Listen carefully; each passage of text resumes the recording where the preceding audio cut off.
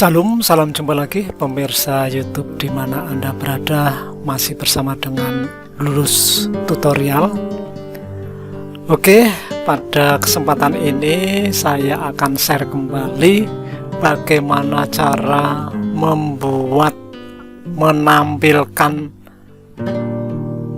quick access toolbar ya. Dalam hal ini adalah equation untuk membuat soal matematika. Jadi caranya cukup mudah sekali. Ini nanti bisa diterapkan untuk Microsoft Excel maupun Microsoft Word. Nah, pada video ini saya akan buka Microsoft Excel-nya. Bagi punya teman-teman yang belum tampil equation-nya, nanti bisa mengikuti langkah-langkah seperti ini.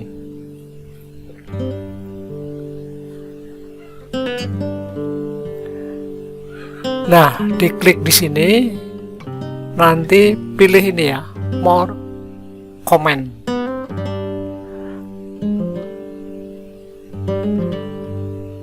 Ya, tunggu sebentar. Nah, akan muncul ini, atau juga pilih yang kedua, klik file,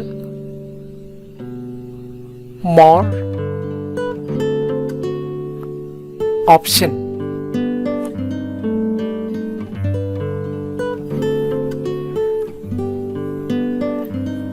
Pilih quick access toolbar. Ya, diklik sini, dipilih insert tab.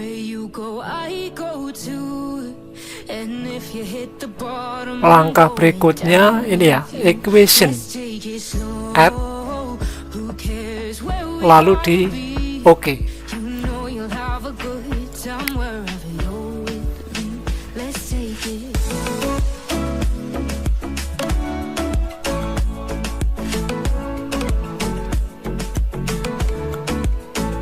Ya, kita tarik ke atas biar OK-nya tampil ya.